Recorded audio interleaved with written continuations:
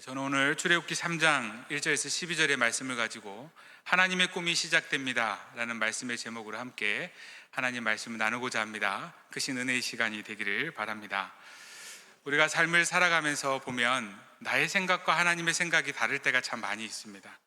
더불어서 나의 시간과 하나님의 시간 또한 다를 때가 참 많이 있죠. 물리적인 시간들은 우리는 크로노스라 부르고 하나님의 시간을 카이로스라고 이렇게 부르곤 합니다. 삶을 살아가다 보고 또 신앙생활을 하다 보면 이 크로노스와 카이로스가 같을 때도 있지만 대부분의 경우에는 시간이 어긋나거나 할 때가 참 많이 있습니다. 우리가 보기에는 이 지급이 가장 적기라고 생각은 하지만 그때가 하나님의 때가 아니었던 적도 참 많이 있죠. 그럴 때는 어떻게 합니까? 더 기다려야 합니다.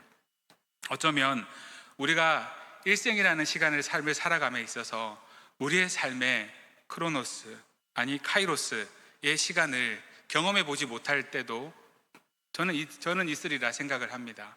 그러면 그것으로 끝나는 것일까요? 아니요. 하나님의 때가 나의 때가 아니면 우리의 자녀들을 통해, 우리의 다음 세대들을 통해 분명 많은 일들을 이루어 가시기 때문에 하나님의 때는 또 다음으로 넘어갈 수도 있다라고 저는 생각을 합니다.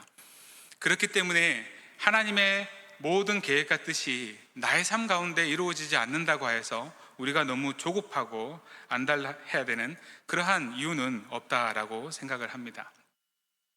이처럼 하나님에 대해서 더욱더 넉넉히 알게 된다면 우리는 더욱더 넉넉한 마음을 가지고 삶을 살아가고 신앙생활을 해 나갈 수 있습니다.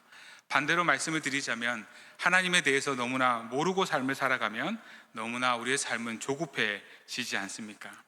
하나님이 어디 계시냐라고 생각하는 그러한 것은 하나님에 대해서 모르기 때문이기도 하겠지만 또한 반대로 얘기하자면 우리 자신을 너무나 과신하기 때문은 아닐까요?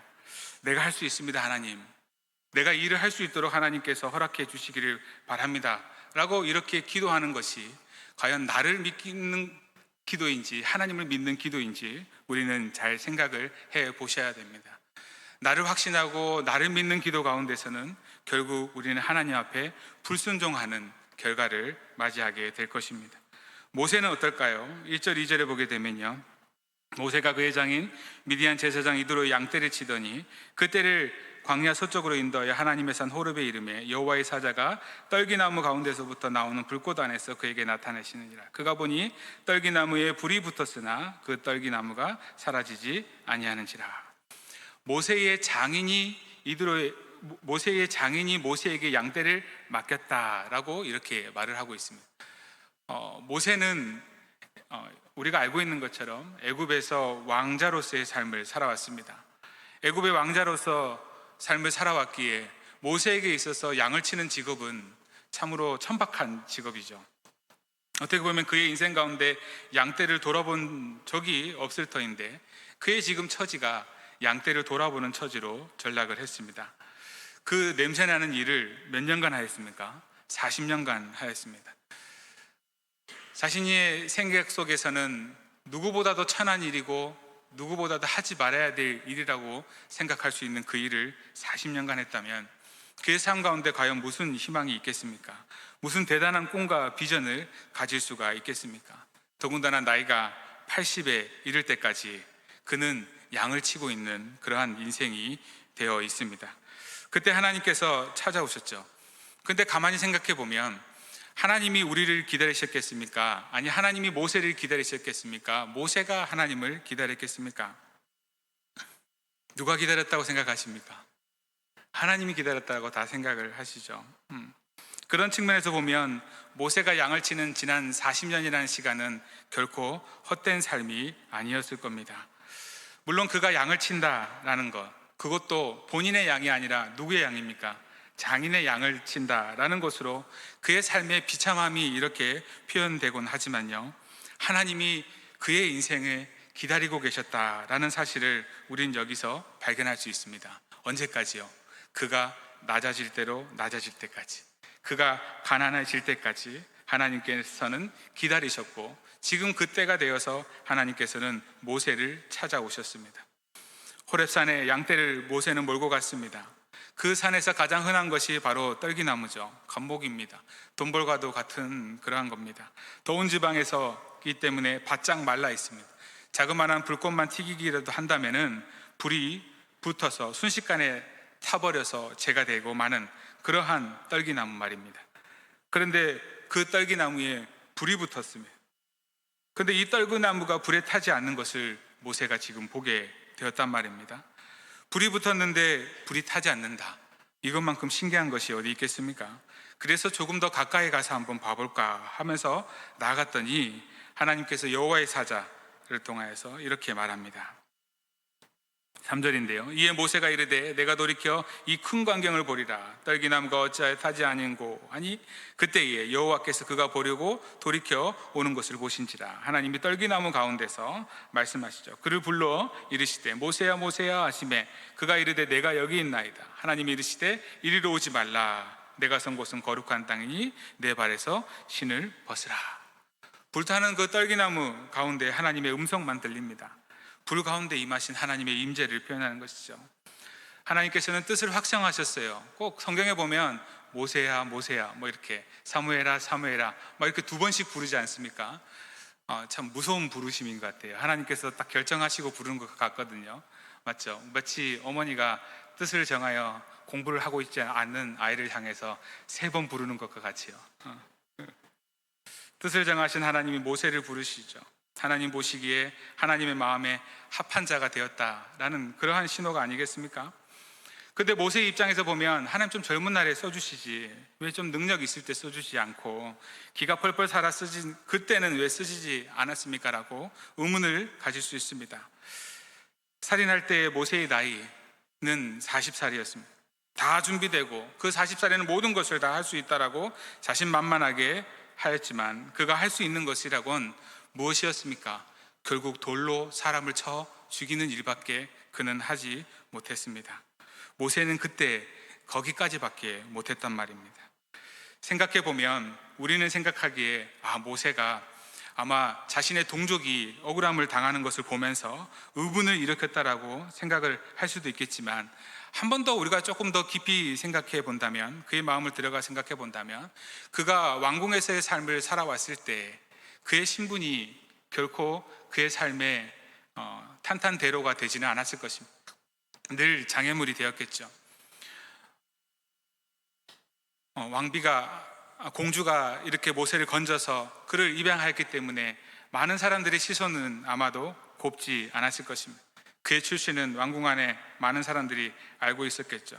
그렇기 때문에 그의 삶은 그렇게 자유롭지는 못했을 것입니다. 법적인 지위로서는 충분히 애굽의 왕의 기득권 아래 삶을 살아가는 모세였지만 사람들의 눈초리만은 피하지 못했을 것입니다. 어떻게 보면 그가 어렸을 때부터 자신이 가지고 있었던 그런 정체성으로 말미암아 자신의 마음속에는 끊임없는 분노가 자라고 있지 않았을까요? 그러는 과정 속에서 히브리인이 맞는 것을 보면서 의로운 분노라고 생각을 하며 그가 사람을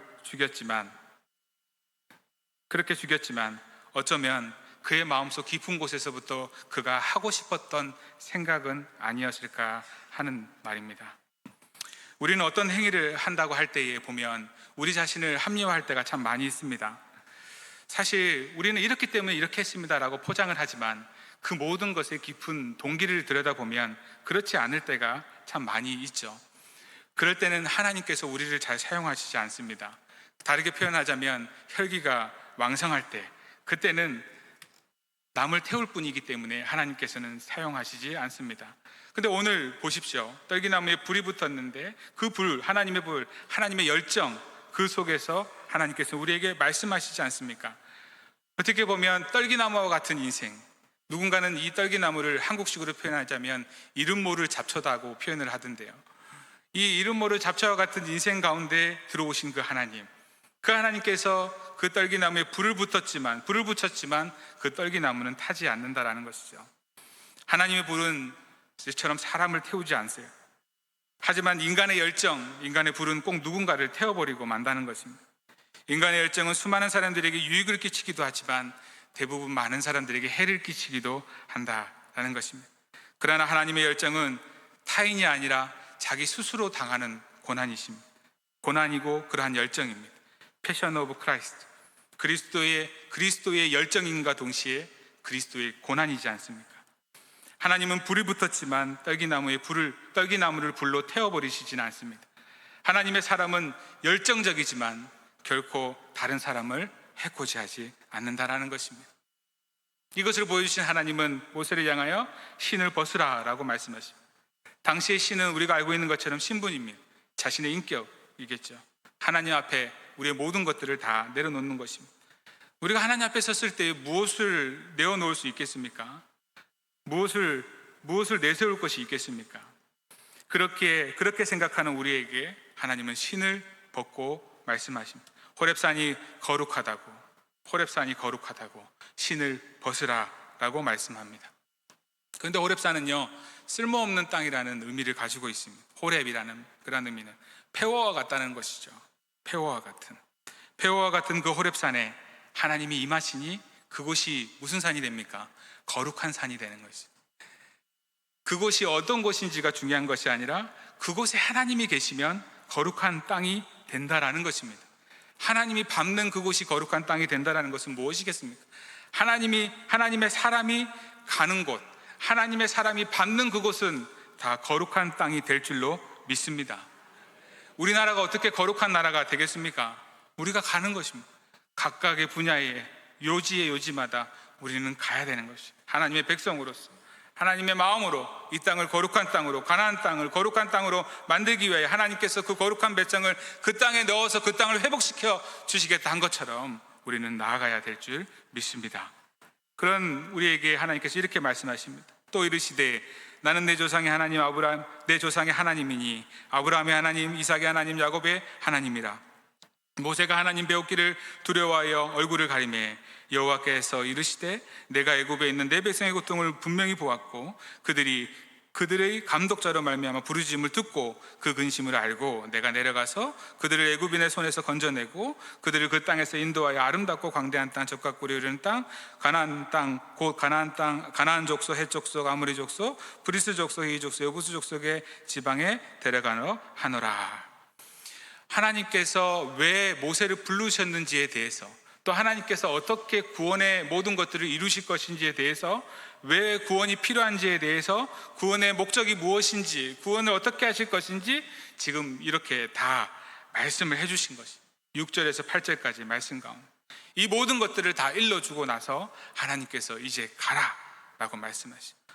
호렙산 떨기나무 앞에서 양떼를 돌보고 있었던 모세에게 하나님께서 그러셨죠. 내 자손의 부르짖음에, 이스라엘 자손의 부르짖음이 달하였고 애굽 사람의 괴롭히는 학대를 보았고 그리고 이제 내가 너를 보내니 너에게 내 백성 이스라엘 자손을 애굽에서 인도하여 내게 하리라 라고 말씀하십니다. 하나님이 이스라엘 백성을 애굽에서 건져내기 위하여 누구를 건지셨습니까? 모세를 건지셨습니다. 하나님이 이스라엘 백성들을 애굽 땅에서 건져내시기 위하여 모세를 나일강에서 건져내셨다라는 것입니다. 지금 모세는 이것을 잊어버리고 있습니다. 건져낸 사람들의 목적은 하나님께서 누군가를 건져내는 데 쓰신다라는 것을 믿으시기 바랍니다.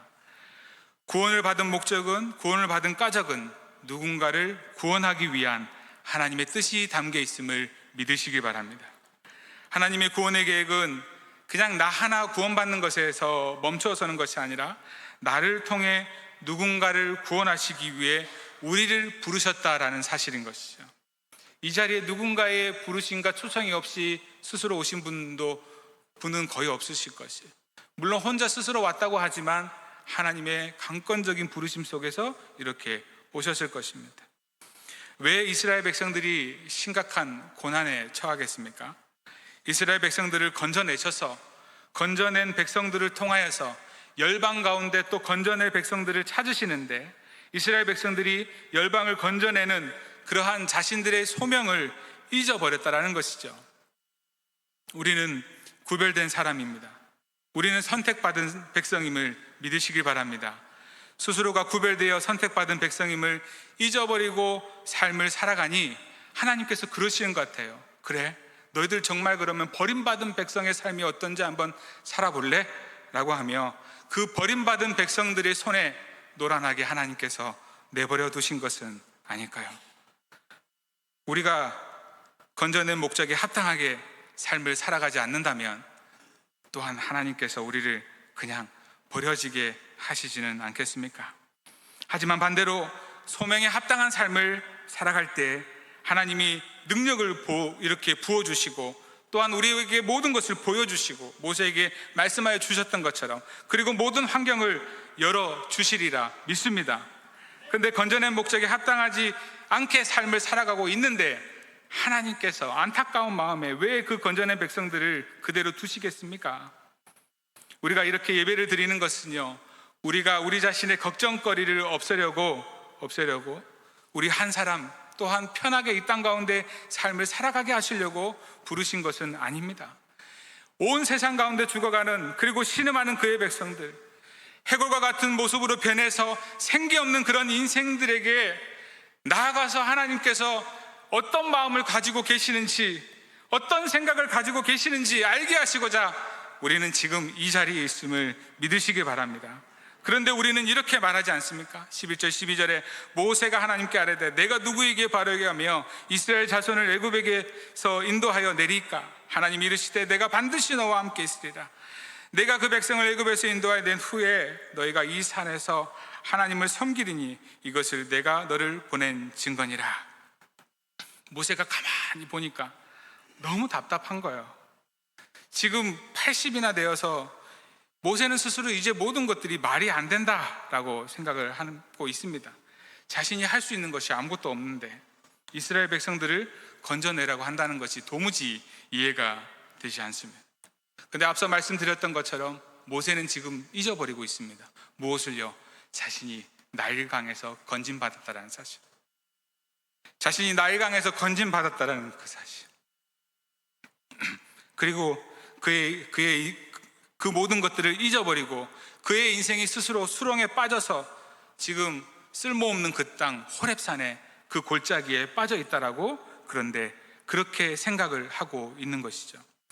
그런데 사실 하나님은 모세를 이렇게 사용하시고자 왕궁에서의 40년을 살게 하시고 광야에서의 40년을 보내게 하셨습니다. 모세는 이것을 알아야 되는 겁니다. 그런데 이것을 잊어버리니까 모세는 이렇게 얘기하는 거죠. 내가 누구인데 바로에게 갑니까? 내가 바로의 손에서 죽을 뻔했는데 하나님, 저 애굽 땅에 가면 역적이에요, 역적. 반란군인데 내가 반란군으로서 도망쳐 나왔는데 어떻게 내가 다시 그곳에 바로 앞에 간다 합니까? 더불어서 하나님의 백성 이스라엘 백성들에게 어떻게 가서 말하고 어떻게 인도해야 되겠다고 말을 합니까? 이런 모세를 향하여서 하나님은 한결같습니다. 너는 가라. 내가 가라한 곳으로 가라. 내가 함께 하겠다. 그리고 그 일을 내가 행하겠다 라고 하나님은 한결같이 말씀하십니다. 하나님의 말씀은 마치 이러시는 것 같아요. 네가 애굽의 왕자로 삶을 살아갈 때에도 내가 너와 함께 하였고, 네가 애굽에서 나와 도망자로서 광야에서 40년간 삶을 살아갈 때도 하나님이 내가 너와 함께 하였지 않느니. 근데 그것을 모르고 삶을 살아가는 그 모세를 기다리고 또 기다리셨다는 것이죠. 근데 하나님이 보시니까 지금 이때가 가장 좋은 때라는 것이에요. 내가 할 수 있는 것이 아무것도 없다라고 말하는 그때, 내가 할 수 있다는 생각, 모든 것을 버릴 수 있다라고 생각하는 그때 하나님은 지금 일을 하시는 것입니다. 기드온도 역시 그렇죠.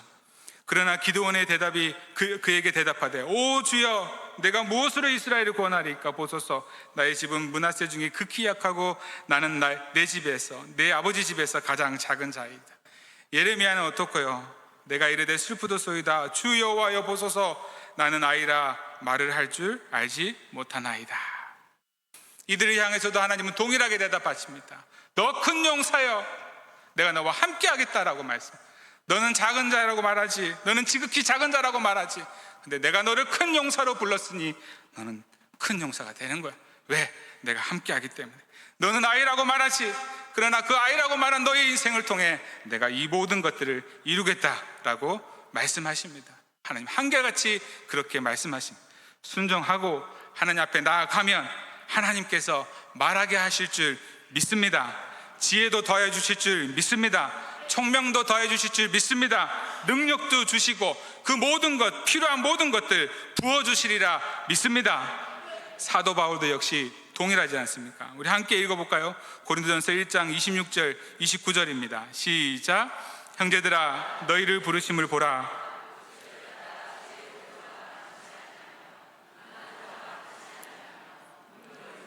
많지 아니하도다.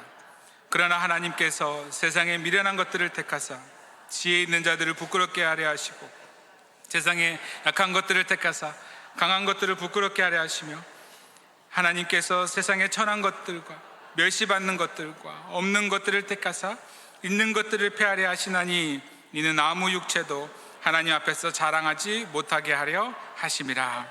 아멘. 지금 우리가 대단해서 이 자리에 있는지 아십니까? 아닙니다. 저 역시도 뭐가 대단해서 이곳에 서 있는 거 아닙니다. 우리 단기팀도 뭔가 대단해서 나가는 것이 아닙니다. 지금까지 하나님의 일을 하면서 내가 대단하다라고 생각하며 무엇인가를 했을 때는 그 일이 잘 된 적이 한 번도 없었어요. 마음 편한 적이 한 번도 없었습니다. 그러나 하나님이 하시면 됩니다. 하나님이 은혜를 더해 주시면 됩니다. 주여 불쌍히 여겨 주십시오 라고 기도하며 우리가 그 모든 일들을 하였을 때는 우리에게 부어주신 은혜가 얼마나 컸습니까? 하나님이 쓰시겠다는데 우리는 감사할 뿐이죠. 우리에게는 이런 겸손이 필요합니다. 우리에게 이런 겸손이 있다면 하나님께서 마음껏 쓰시는 사람이 될 줄 믿습니다. 우리가 이 단기팀을 준비하면서 매주 모여가지고 훈련을 받고 또 마지막으로 합심해서 기도를 하고 마무리를 이렇게 합니다.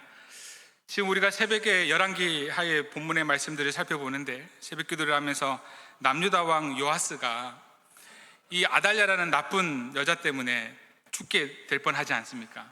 근데 이 요아스가 죽게 되는 것이 요아스만 죽는 것이 아니라 그 시대에 다윗의 가문의 씨가 말라버리게 되는 사건이 벌어지게 됩니다.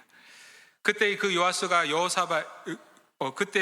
여호세바의 도움으로 목숨을 건지게 되고 그리고 여호야다의 도움으로 성전에서의 삶을 살아가지 않습니까? 그리고 7세의 왕이 됩니다. 근데 그 7세의 왕이 되고 나서의 평가가 열왕기하 12장 2절의 말씀에 이런데요. 요아스는 제사장 여호야다가 그의 교훈하는 날 동안에 여호와 보시기에 정직하게 행하였다라고 이렇게 얘기를 해요. 여호야다와 함께한 그는 정직하게 행하였다. 그런데 그러나가 문제인 것이죠. 항상 그러나 나고 나서 그 뒤에 이가 어떻게 행하는 거 하니요? 아람의 침공 앞에 무엇을 합니까? 요아스가 아람의 침공 앞에 성전과 성전, 성물과 성전 곡간과 왕궁에 있는 모든 금들을 아람 왕에게 다 갖다 줘버립니다. 이것을 보면서 왜 이렇게까지 해야 될까? 곰곰이 생각해 보면 그가 잊어버렸던 것이에요. 그가 모든 왕자들이 죽는 가운데서 건진받았다라는 사실을, 여호야다가 살고 있었던, 여호야다가 뒤에서 뒷배를 받쳐주고 있었던 그때에는 그가 왕궁에서 건진받았다라는 것, 그가 왕자들의 죽음 가운데서 건진받았다라는 것을 잘 기억하면서 그의 사명에 맞게 삶을 살아갔었는데 여호야다가 죽고 난 이후에 그가 홀로였다라고 생각하였는지 그는 다 잊어버리고 어떻게 건진받았는지 다 잊어버리고 그의 인생에 하나님께서 함께 하셨다라는 그 사실을 다 잊어버렸던 것이에요. 그래서 우리 팀원들과 이렇게 나누었어요. 결코 혼자가 아니라고. 그래서 우리 모두가 이 모든 일들을 이루신다고요. 이 일들을 이루시는 이가 바로 함께 하시는 하나님이시죠. 그래서 우리가 무엇을 하든지 간에 결코 혼자 있지 마십시오. 하나님이 우리를 서로 연결되어 하나가 되게 해줄 것입니다 라고 그것을 나누고 열심히 기도했어요. 혹자는 이래 생각하겠죠. 단기 선교 가면 하루 종일 붙어 있는데 밥도 같이 먹고 잠도 같이 자고 그럼 뭐 혼자 있겠습니까? 22명이 함께 있는 가운데서도 보면 꼭 홀로 있는 사람들이 있어요. 그런데 우리는 결코 혼자 버려진 인생이 아님을 기억하고 믿음으로 고백을 하면서 우리가 함께 기도하면서 단기 선교를 열심히 준비했습니다. 그 모든 과정 속에서 하나님께서는 우리에게 참 많은 것들을 보여주셨어요. 22명이 가는데요, 한 한 분의 장직 집사님, 그리고 5명의 권사님, 2명의 집사님, 그리고 4명의 청년부, 4명의 대학부, 2명의 초등부. 와, 춘추 전국 시대입니다. 와, 이 명단만 딱 봐서는요, 와, 어떻게 해야 될까? 나이로 한번 따져봤습니다. 우리나라 나이로 70대에서부터 10대까지 차이가 반세기가 넘습니다. 하는 일은 얼마나 다른지요. 살아온 여정은요, 대하드라마를 쓸 정도로 너무나도 다릅니다. 그러나 우리와 함께 하시는 하나님께서 우리를 하나 되게 하여 주십니다. 마음을 합하게 하여 주십니다.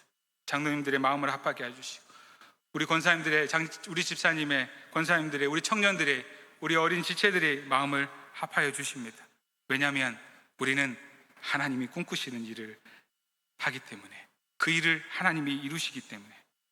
강의를 듣고 필요한 내용을 나누고 기도하는 가운데 우리가 할 일들을 점검하면서, 와, 우리가 가서 빈민가에 가서는 어떻게 전도할 것이고, 뭐 거기 가서 선물은 뭐가 좋을까? 그래, 마스크팩이 좋다더라. 한국 K 마스크팩을 좀 잘 사보자. 또 밴드도 좋다더라. 밴드도 사보자. 그래서 막 이런 것들도 또 알아봅니다. 그래서 무엇을 또 준비해야 될지, 국제학교에 가서는 어떻게 수업을 해야 될지 우리가 막 나누는데, 하나님께서 막 지혜를 주시고, 저 혼자 생각으로는 각각의 혼자서 다 수업을 들어가서 수업을 하면 어떻게 이걸 다 감당해내지? 그런데 이 모든 것들 또 팀을 꾸리게 하시고, 팀을 꾸려서 국어와 체육, 또 음악, 미술, 과학, 이것들을 합하여서 이렇게 하고, 보건교육, 그리고 영양교육까지, 우리 자녀들의 영양교육까지 다 책임지게 하셔서 각 파트를 나누어서 이 모든 것들을 준비하게 하시더라고요. 그런데 나눠놓고 보니까 국어와 체육이 어떻게 연결이 될까? 음악과 미술과 과학이 어떻게 하나가 될까? 하는데 각각의 팀들이 준비한 것들을 보면서 정말 우리 모든 팀원들이 대한민국에서 이런 통합교육을 잘 이루는 사람들은 없다라고 생각이 들 정도로 잘 준비를 하시더라고요. 또한 나아가서 우리 모든 팀원들의 삶을 하나님께서 다 들어서 쓰시는 것 같아요. 모세의 왕궁에서의 40년, 광야에서의 80년을 들어 쓰시는 것, 광야 생활에 40년을 들어 쓰시는 것, 이 도합 80년의 삶 속에서 경험한 모든 것들을 통하여서 모세의 인생을 한번 보십시오. 모세는 결국 약속의 땅 가나안 땅에 들어가지 못했죠. 그런데 그의 인생, 지난 40년간 장인의 양을 치면서 경험하였던 그 광야 생활의 모든 것들이 이 이스라엘 백성들이, 대군의 이 엄청난 이스라엘 백성들을 이끌고 광야 생활을 하는 밑바탕이 되었다라고 생각해 보진 않습니까? 또한 이 수많은 12지파나 되는 이 지파들의 이 백성들을 어떻게 통솔할 수 있었겠어요? 왕자로서의 교육을 받았기 때문이지 않겠습니까? 그 모든 것들을 들어서 이스라엘 백성들을 출애굽시켜 그 가나안 땅에 들어가는 데 쓰신 것처럼 우리 모든 팀원들의 삶을 하나님께서 다 쓰시는 거예요. 다 쓰시는 거예요. 내가 과연 이게 쓸모가 있을까? 각각의 처음 오셨을 땐 그랬어요. 목사님, 이게 저희가 가서 할 게 있을까요? 집사님, 할 게 있습니다. 권사님 괜찮습니다. 오십시오. 하면 됩니다. 나누고 기도하고 나누다 보니까 다 할 일들이 있더라고요. 다 할 일들이 있어요. 한 분도 노시는 분이 없어요. 우리 장로님도 오셔가지고 내가 장로님인데 하고 이러고 계실 줄 알았는데 아무도 그러신 분이 없어요. 제가 이 교회 채널에 보면 모두들의 모습이요, 다 행복한 모습, 즐거워하는 모습, 감사하는 모습들 하나하나가 다 담겨져 있습니다. 한번 집에 가서 한 번 더 살펴보시기를 바라겠습니다. 그 마음 그대로 우리가 또 이렇게 나아가는 것입니다. 그렇게 힘들게 그렇게 생각을 나누고 하면서 모든 것들을 준비하는데 하나님의 손길들이 너무나 많이 이렇게 느껴지는 것이에요. 하나님 감사합니다. 우리에게 보여주시옵소서. 주님의 손의 움직임이, 주님의 그 크신 손의 움직임이 우리의 눈가에 보여주게 하여 주시옵소서. 우리의 팀들의 삶 가운데 보여주게 하여 주시고, 또 우리를 위하여 기도하는 우리 모든 성도님들의 삶 가운데 주님 보여주시옵소서라는 기도가 그냥 막 절로 나오는 거예요. 그런 과정 속에서 한 지체가 전화가 오는 거예요. 7월에 딱 돼가지고, 목사님 저 요번에 못 가겠습니다. 왜요? 그 전부터 이 형제가, 이 지체가 이렇게 기도를 부탁했거든요. 하나님, 목사님 이렇게 못 갈 수도 있는데 기도를 해주십시오 하고 우리 같이 막 기도했거든요. 기도하고 하는 가운데 아직 소식이 없으니까 끝난 게 아니겠지 하고 있는데 전화가 오니까 덜컹한 거예요. 아이고 어쩌노 이랬는데 두 번 못 가겠다는 거예요. 왜? 뭐가 결정 났고 이렇게 물어봤어요. 하니까 결정 난 건 아닌데 그냥 저희 요번에 힘들 것 같습니다라고 하는 거예요. 그래, 가능성이 못 가는 가능성이 100%가 아니면 기다려보자, 기다렸으면 좋겠다라고 이렇게 전달을 하죠. 그리고 이제 기도를 하면서 이제 같이 있고 또 그랬어요. 하나님, 이 형제의 모습을 통하여서 하나님께서 일하심이 보여지기를 원합니다. 그래서 그런데 이제 그러고 나서 이제 일주일 뒤쯤 이렇게 전화가 되는데 전화가 왔어요. 하나님, 목사님, 제가 자꾸 하나님이라서 죄송합니다. 목사님, 제가 가게 됐습니다라고 하는 거예요. 할렐루야. 별로 놈 얘기라고 아멘도 안 하시는데요. 정말 조마조마했어요. 우리 모두는. 저 역시도 그랬고요. 그래서 이 22명이 다 가야지 원팀인데 한 명이라도 빠지면 되겠습니까? 하나님 보여주십시오 하는데 그분의 말을 통하면 어떻게 보면 가능성은 1-20%밖에 안 되는데 그걸 바꾸셔서 뭐 어떻게 바꿨는지는 저는 물어보지는 않았습니다. 근데 어떻게 그걸 바꾸셔서 하나님께서 가게 하셨음을 저는 믿습니다. 이것이요 은혜의 작은 비구름이라 저는 생각을 합니다. 그 작은 비구름을 우리에게 보여주심을 통해서 더 큰 은혜의 소낙비를 우리 단기팀 위에 그리고 우리 교회 위에 부어주실 줄 믿습니다. 그런데 뒤에 또 전화가 왔어요. 목사님, 비행기표를 취소했는데 다시 사야 된다고. 믿음으로 조금만 기다려주지 안타까운 마음이 있었는데 괜찮아, 그래 다시 사면 되지, 같은 비행기 타고 가자, 좀 비싸지만 같은 비행기 타고 갔으면 좋겠다 라고 해서 이렇게 한 팀이 이제 완전한 한 팀이 이끌어지게 되는 거예요. 이것을 나누는 것은 결국 하나님께서 우리 가운데 이렇게 놀라운 일들을 이루어 가시는 거예요. 우리가 가서 준비한 모든 것들을 다 펼칠지 모르겠습니다. 그러나 우리는 하나님께서 이루실 일을 믿고 우리는 나아갑니다. 이런 우리를 위해서 든든하게 기도해 주시고 마음을 함께 해 주실 우리 성도님들이 계시기 때문에 우리는 그곳에 어떤 일이 펼쳐질지 모르지만 담대하게 나아갑니다. 그리고 또한 우리 교회에 주신 이 K미션이라는 그 놀라운 비전을 통하여서 그 캄보디아 그 땅에 하나님께서 어떤 변화를 가져오시고 그 사역 현장에 어떤 놀라운 일들을 이루시는지 어떤 선한 영향력들을 미치는지 우리 모든 팀원들이 함께 보고 올 것입니다. 또한 나아가 성도님들의 귀한 마음을 담아서 그 귀한 마음들 하나하나를 잘 사랑으로 담아서 흘려보내줌을 통하여 이 땅 가운데 하나님의 은혜가 구석구석 펼쳐나가게 할 것입니다. 이 모든 것을 이루시는 이가 하나님이심을 믿고 나아가는 우리에게 하나님께서 더 많은 것들을 보여주실 것이고 하나님께서 더 많은 것들을 깨닫게 하여 주셔서 우리 입술 가운데 놀라운 간증을 넘치게 하여 주실 줄 믿습니다. 이 일들을 이루시는 이는 하나님이십니다. 모세를 부르신 하나님은 그의 손에 다시 지팡이를 쥐어주셨습니다. 모세가 가지고 있었던 지팡이, 어떻게 보면 지난 40년 동안 삶을 살아오면서 그의 인생의 밑바탕을 지탱해주는 하나의 도구였습니다. 그의 생존을 위해 양을 치는 그 도구 말입니다. 그러면 그 지팡이는 모세에게 있어서 가장 절망이 가득한 인생이었을 것이고 그의 신분이 추락된 것을 말하는 것일 거고 그의 인생에 있어서 어떻게 보면 패배의 상징이 바로 모세의 지팡이였습니다. 하나님은 그 지팡이를 모세에게 다시 쥐게 하십니다. 그리고 모세의 열등의 상징인 그 지팡이를 붙들고 세상의 우등의 상징인 바로의 황금홀 앞에 서게 하십니다. 황금과 보석으로 치장된 그러한 바로의 홀이 아니라 양떼를 치는 그 손때 묻은 지팡이로 하나님께서는 온 제국을 호령하게 하실 것입니다. 결국 우리의 인생에 있어서 가장 중요한 것은 내 손에 무엇이 있느냐가 아니라 누가 우리를 붙들고 있느냐입니다. 우리는 지금 하나님의 불꽃과 하나님의 꿈이 시작되는 이 자리에 있습니다. 호렙산 기슭에 있습니다. 이 일들을 우리 22명과 그리고 우리 교회를 통해 이루어 가시는 그 하나님이 우리 모두에게 경험되기를 바라겠습니다. 더 이상 우리에게 무엇이 있는지 고민하지 말고 함께 하신다, 우리와 함께 하시는 그 하나님께 집중하시기를 바랍니다. 그래서 하나님의 꿈을 이루어 가실 수 있는 그런 우리 모두가 되기를 주님의 이름으로 축원합니다.